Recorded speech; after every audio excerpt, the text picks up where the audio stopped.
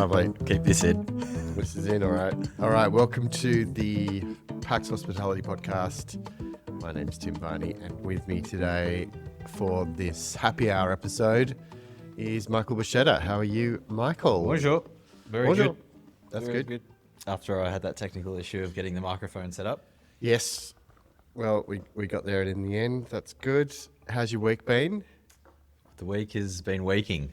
There's a lot on, but all good stuff. Good. Got around to lots of venues as we do. I think the other day I counted. I think I was in 6 venues in one day. Right. All Just- work, play related? Definitely not play related. Yeah, okay. Not that I didn't have a good time, but nature of our work now, which means we get around to a lot of people and see different things and new projects and all that sort of stuff. So, yeah, feeling pretty Any little highlights? gassed. I would say a highlight would be Daphne opening. Yep. So got in there Monday at opening, which is awesome. Yep. Really cool space. We're going to pry Hannah out of there for a 30-minute chat on happy hour in a few weeks, I reckon. Yeah, I'd love to pick her brains on how it's all going. Yeah, it'd be great to get a snapshot of how the first 2 weeks of opening has So been. you were in on Monday night? I was there Monday night. I was on Tuesday night. Yeah. At, I think, 4:30 on the dot. Yeah. And by 5:30, it was pretty much full. Pretty full, yeah. Yeah. Yeah, she's definitely had a great first week, a lot of support. Yeah. And yeah, looks awesome. And so many great. ace little things are coming through on my feed about what they're actually doing. Yeah. Like, obviously, there's the martinis that are 15 On bucks a pop Mondays, or whatever. yeah. Well, it was like, there's a really good example.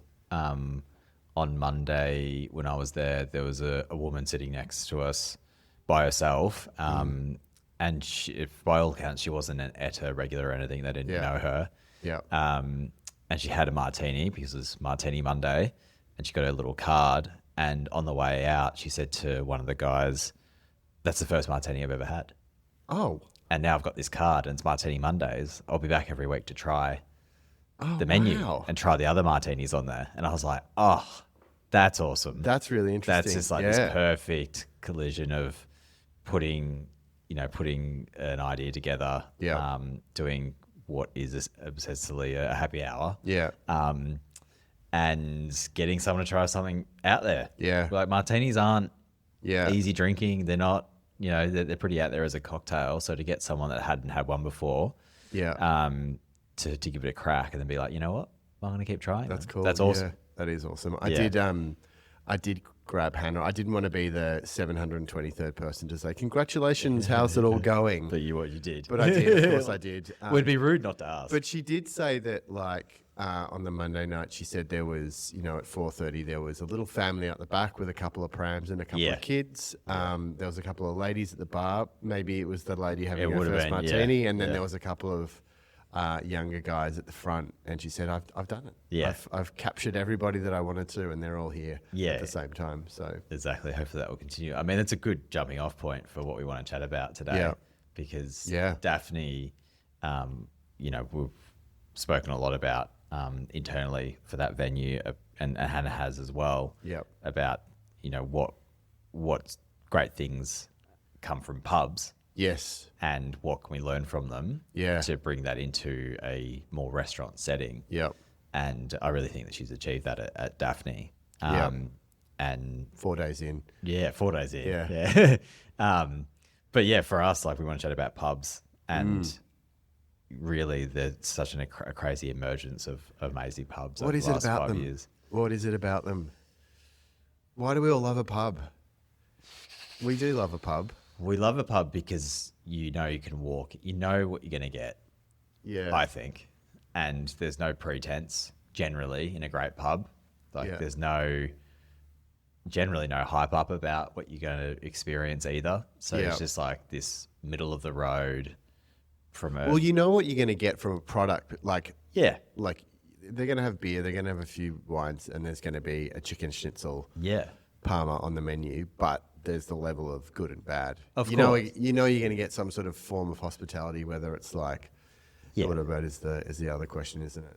Yeah, but I think for me, and now that I've got kids as well, it's changed the dynamic for me of what a pub means. Yeah.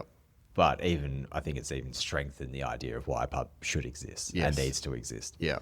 And for me, it comes down to accessibility. Yeah. So to have the ability just to like drop in kind of any point, there's no closure time, the kitchen's open, there's something for the kids, generally spaces that there's enough space to bring a pram if you have to, all those sort of things come into my mind. But even in the absence of the idea of needing that accepting nature for the family is also the accepting nature that no matter how I'm feeling, who I'm with, what time of day it is, I can go to the pub. And how old you are. Like, exactly. You literally, it's probably one of the first venues you try and get into as a 17-year-old. With a fake ID. Yeah, and then all the way through, like I was just thinking about, there was a pub down in Mentone on the beach. Now, this is a sad story. Along Beach Road down in the Bayside chunk of Melbourne, there was a string of really beautiful old pubs, you know, those classic kind of 1880 plus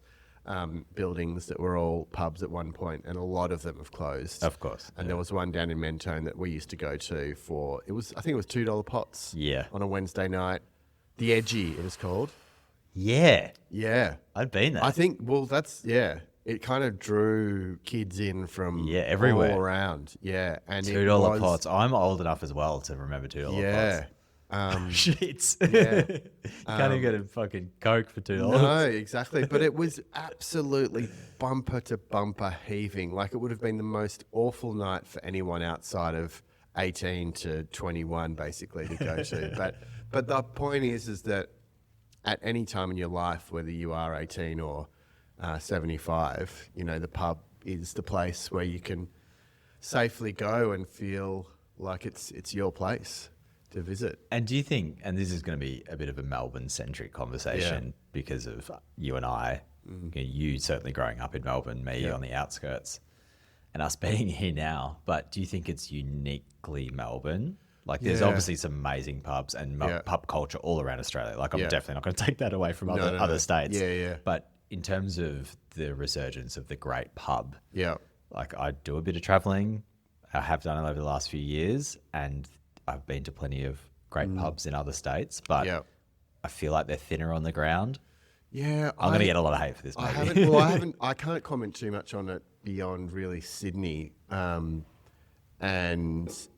even Sydney, I think, has definitely a different feeling to a Melbourne pub. Scale. How to portray what that is, I'm not sure. Scale. Oh, well, then they've got the sort of newer giant venues, don't they? The juggernauts. The juggernauts that house the 3,000 people kind of thing. Yeah. I mean, for us as well, like the infiltration of pokies in venues as well. Like, the common conversation is... That's true. You know, you talk about a pub and probably the first question from most people is, do they have machines? That's the first thing that kills a venue, right? Exactly. The decision to take on pokies. Yeah, I mean, there's a pub that I won't name in Melbourne right now that is a pokey pub, essentially. Yeah. And so much so that they've actually closed the front pub, the actual bar, and have kept the pokey room open, which I'm pretty sure is illegal as per their license. Yeah. But they're getting enough trade through that to not even bother, because their offering was bad on the food bev side, just to get the pokey money. And it's just like, when I see that, all I think about is, well, that really sucks for everyone that lives in that And I community. think that's quite unique to Melbourne as well. I don't think it's quite as bad in other states. In Pokey World? In Pokey World? Wait, it's actually worse. Oh, it is? Okay. Yeah, so you go to New South... Well, the thing we don't have in Melbourne as much is, or two things. We don't have surf clubs. Yep. And we don't have rugby clubs. Yep. That have more machines than you could ever imagine. Oh, of course. Okay. And... which is obviously a great thing for us, because it means there's the opportunity for independent pub owners to still have those community-centric pubs, and watch them flourish and don't have to depend as much on machines. But the balance or the issue is that a lot of these venues couldn't exist without the machines in there. So what are we going to do when it gets more and more expensive to have machines in in venues. Those venues can't keep up from a food and bev perspective in terms of quality. Are they just going to shut? Is that a good thing in terms of getting rid of venues that have machines in them?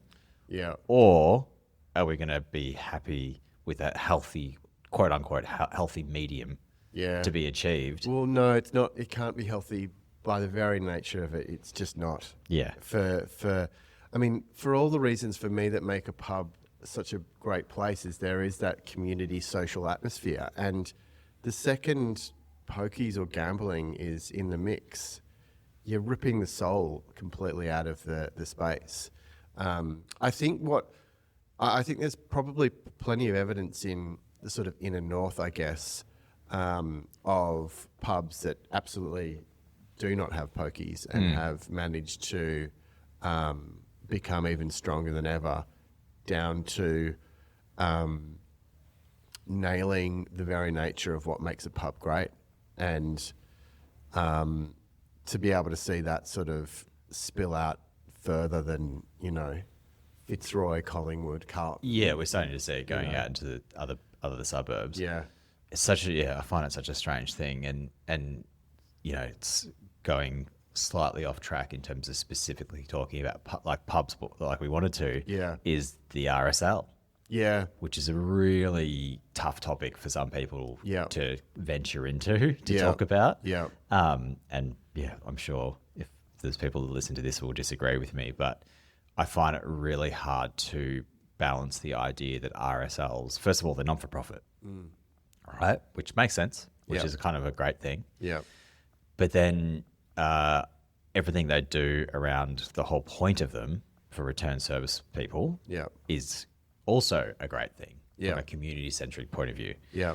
But then when you start to talk about pokies and what they do to the community, and all RSLs have them essentially, what are we doing here? So we've created a scenario for something that should be a pillar of the community that is non-for-profit, therefore should be a good thing for community, is actually just sapping money from the community. But then with that money, they improve their facilities, a good thing as well. Right.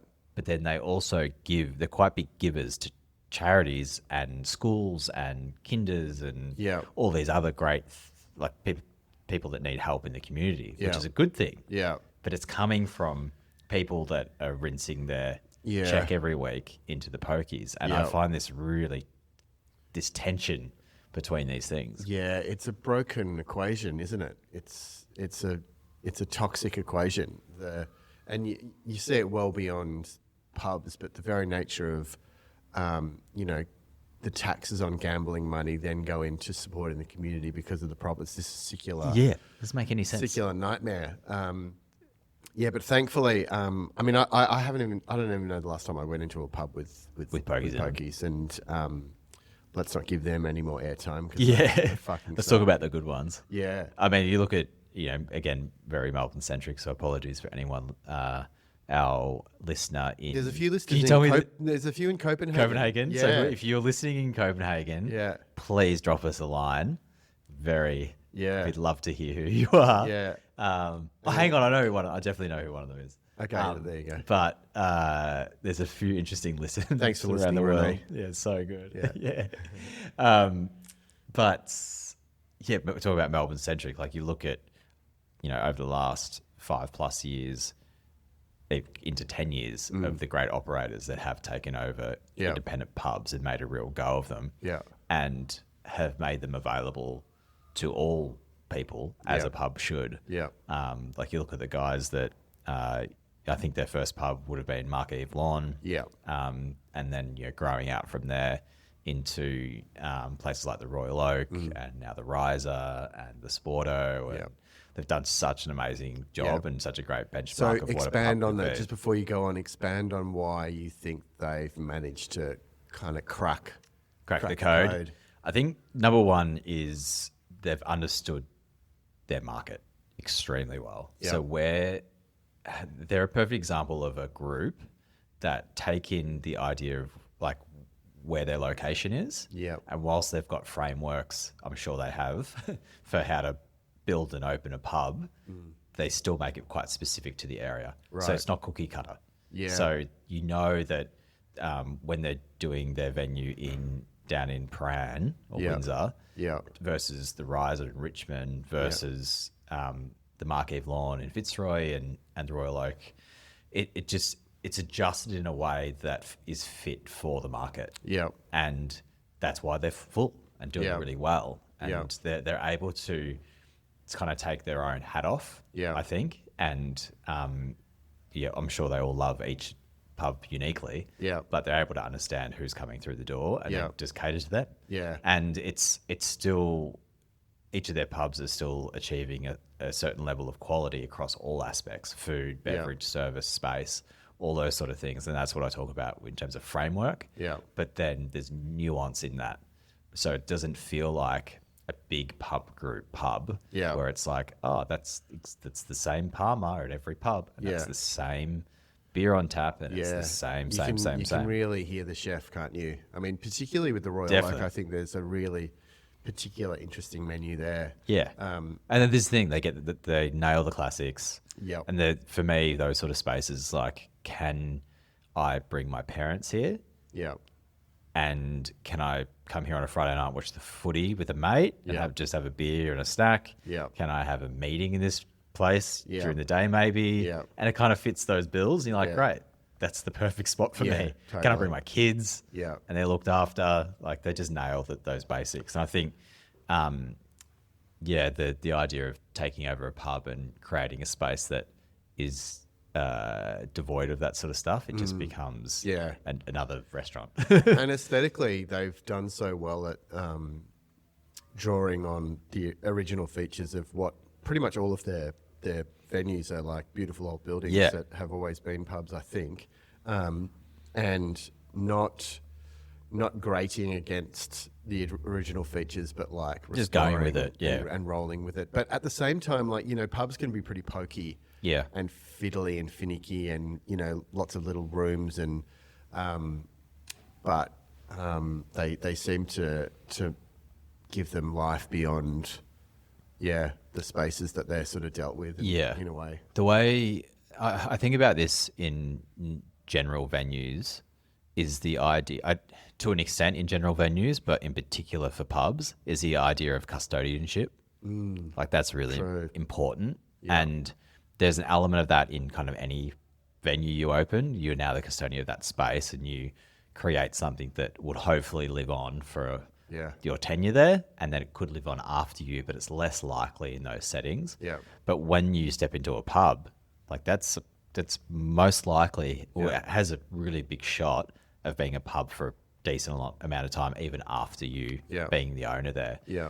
So I think that idea of custodianship, and then connected to the idea of what it means for community, is so important. Yeah. It's not just like swing in, open a venue, make some money, sell it one day, see you later. Like, sure, there's people that do that. Yeah. But I think for me, the importance of understanding that you're under custodianship of this beautiful space that has meant so much to so many people for a long time. Yeah. Now you need to take it into the next stage of its life and really harnessing that rather than sort of turning your back on it. Yeah. And sure, you'll make changes. Yeah. But as long as you've got the idea of the community aspect at heart, right, and the idea of being, the pillar of that community should be, then I think you kind of can't go wrong. No, that's true. Yeah, totally agree. I think in doing a bit of reading on this, it just took me back to my days in London as well. And, there's so much that's drawn from the London pub in Melbourne and beyond in Australia. Do you think that there's still a really stark difference between those venues in London? I mean, when were you last in London? Last year. Yeah. There's still some unique differences for sure, but probably too many commonalities to mention. Obviously we get that culture from the British, and I think there's a few aspects to it. One is I think the food, obviously the food offering that comes with it, and then the style of beer. But a big one for me is sporting culture and how we've emulated the British in that idea. Yeah. Particularly around local sport and going to the game. So going to the footy and that sort of thing is that we emulate the British that we don't go to the game early and we don't stay late. Right. We go to the pub before the game. Yes. Go to the game. As soon as that final siren's gone, or if you're an Essendon or Carlton supporter like us, get the fuck out before that final siren. And you either go home or you go back to the pub. Yeah. Right? Whereas in the US, it's you go early. Right. And you enjoy the festivities before and after. Yeah. And there's less pub culture in that perspective. There's more sports bars rather than where you just go watch the game at. Yeah. So I think for us, like we've got this culture around sport and the pub that it's the before, it's the after, it's the during, it's kind of, you know, end to end experience in those venues, and I think that plays a big part in our community based pub. The stadiums just cannot emulate. It at all. And everyone, because they've got these big giant contracts exactly with some stupid catering company. And so you're never going to get brands. Great food. No. Yeah. Really rare to get. It's slowly changing, but even then, it's like a good burger now. Yeah. But it's like, you know, 8-bit, which is great. Yeah. But that's not a pub. Yeah. And the price of things in those stadiums is so high that it's prohibitive. So you kind of you spend your $50 on a couple of beers and then you get out and go back to the pub where it's a bit cheaper. Yeah, that's it. And yeah, so I think for me, it's like looking at that idea of sporting culture, the food, and the general feeling of like that's the place you go on a regular basis, rather than just a bar or restaurant that you go to less frequently. I think that's how we've become very similar to the London food culture, and London's having a moment right now in terms of even the further resurgence of their pubs into some serious credentials from a food perspective. There's a couple of pubs in Melbourne that would probably fall into that camp a little bit, but generally we don't. Like our pubs are pubs, even the great ones. Rather than going into, you know, fancy land. Do you think showing sport at a pub is like, I know that we like it. Yeah. I love watching the footy at the pub. But it's the difference between volume on, volume off, isn't it? The thing is, yeah, exactly. Well, there's that as well. But I think, you know, the AFL, one of the sporting codes that's popular in Melbourne, or the most popular, has thrown the pub a bone by showing games basically back to back. Yeah, the timings of the games are great. Of the games means that at any moment on a sort of a Saturday afternoon, there's a good chance you'll catch a game. There'll be something on. There's a reason to go down. I don't know. I think for me, if the volume's on, you're in a sports bar. Yes. If the volume's off, then you're in a pub. Generally speaking, unless it's a big game like the grand final or something. Yeah. But you know, I love pubs that do both. Yeah. So you've got a room that's like the volume's on. Yeah. Then you've got like the bistro where it's obviously dining. Yeah, the dining room. The dining room. There might not be any TV. Yeah. And just, you know, when people open pubs, they make that decision really early, I think. They go, are we a sporting pub or are we a pub that happens to show the football or cricket or whatever else? And I think...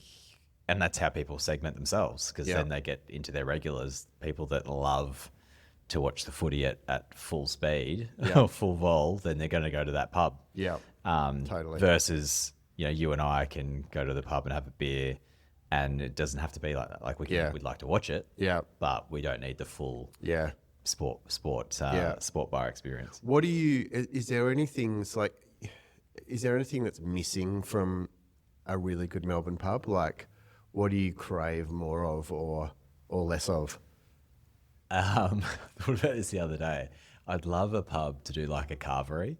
For like a really good pub carvery. And we just don't really do it. But there's lots of other complexities that come with that. Explain, what's a carvery exactly? Like a rotisserie kind of thing. Exactly. There's a few places to do it. Like Builders were doing it on a Sunday for ages. Not sure if they do that now. Yeah.